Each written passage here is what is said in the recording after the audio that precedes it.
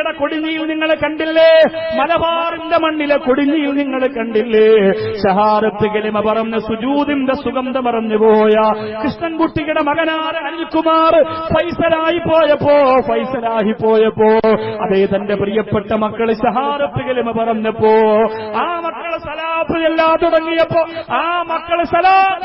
തുടങ്ങിയപ്പോ തന്റെ പ്രിയപ്പെട്ട ഭാര്യ നിസ്കരിക്കാൻ തുടങ്ങിയപ്പോ ഫൈസലിന്റെ മനസ്സിന് കിട്ടിയ സന്തോഷം എത്രയാ! ഞാനും നിങ്ങളും എത്ര കൊല്ലം നിസ്കരിച്ചു പ്രിയപ്പെട്ടവരെ? നമ്മുടെ കണ്ണുകളൊന്ന് നനഞ്ഞിട്ടുണ്ടോ? നമ്മുടെ മനസ്സിന് കുളിർമ വന്നിട്ടുണ്ടോ? എന്നാ ഫൈസലിന്റെ കുടുംബക്കാര് പറയുകയാ, മുസ്ലിമാതിനു ശേഷം ഓരോ വഖഫ് നിസ്കാരം കഴിഞ്ഞും ഫൈസൽ ദുആരക്കുമ്പോ കണ്ണിലൂടെ കണ്ണീരിങ്ങനെ ഒഴുകുമായിരുന്നെന്നാണ്. ഹിദായത്ത് തന്ന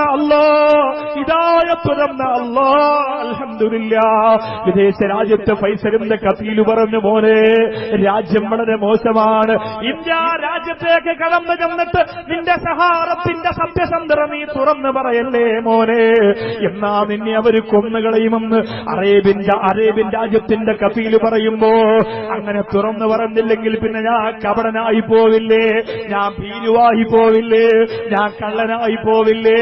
അതുകൊണ്ട് അല്ലാഹുവിന്റെ റസൂലിന്റെ മഹബ്ബത്ത് കിട്ടുന്ന അടയാളം സത്യം നിങ്ങൾ പറഞ്ഞോ, എവിടെയും പറയുക, പോയാലും സത്യം പറയുക. ആ ഫൈസൽ എന്ന പ്രിയപ്പെട്ട ചെറുപ്പക്കാരൻ സത്യം തുറന്നു പറഞ്ഞില്ലേ? ആരെയും ഒളിച്ചില്ല, ആരെയും പേടിച്ചില്ല, ഇസ്സത്തോടെ ആൺകുട്ടികളെ പോലെ നെഞ്ചു വിരിച്ച് നടന്നു പോയപ്പോ അള്ളാന്റെ മാലാഖമാര് വന്ന് ഷഹീദിന്റെ പച്ചക്കോട്ടണിഞ്ഞ് കൊണ്ടുപോയെങ്കിൽ 3 മക്കൾ യതീമായെങ്കിൽ എന്താ? കരയണ്ട മക്കളെ, കരയണ്ട. ഫൈസൽ എന്ന വാപ്പയെ കാണാറില്ലെന്ന് പറഞ്ഞ് കരയണ്ട.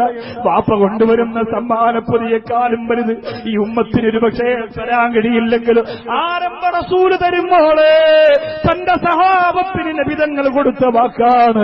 സത്യം തുറന്ന് പറയുന്നവർക്ക് റസൂലുള്ളാഹിയുടെ മഹബ്ബത്തുണ്ടെന്നാണ്. സത്യം എവിടെയും തളരാതെ പറയുന്നവർക്ക് നബിതങ്ങളുടെ പൊരുത്തമുണ്ടെന്നാണ്. അതുകൊണ്ട് തളരണ്ട മക്കളെ, തളരണ്ട മക്കളെ. ഫൈസലിന്റെ വിധവയായ പ്രിയപ്പെട്ട പെങ്ങളെ, നീ ഭാഗ്യവതിയാണ്. നീയില്ലാതെ ഫൈസലിന് സ്വർഗമോ, നീയില്ലാതെ ഫൈസലിന് സ്വർഗീയ ആനന്ദമോ, നീയില്ലാതെ ഫൈസലിന് സ്വർഗീയ രസമോ ഇല്ല പെങ്ങളെ, ഇല്ല. നീയില്ലാതെ ഫൈസലിന് സ്വർഗമില്ല.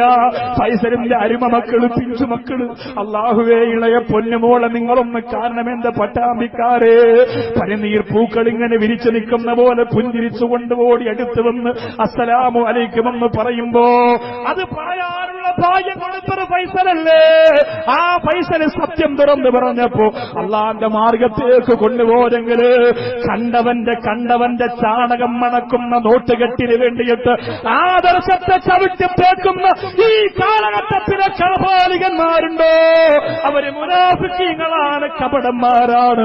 ആണത്തത്തോടെ ഇസ്സത്തോട് ആദർശ വിശുദ്ധി തുറന്നു പറയുന്നവരാണ് യഥാർത്ഥ പ്രവാചക പ്രേരികളെന്ന് ഈ ചരിത്രത്തിലൂടെ എന്റെ പ്രിയപ്പെട്ടവര് മനസ്സിലാക്കിക്കോ.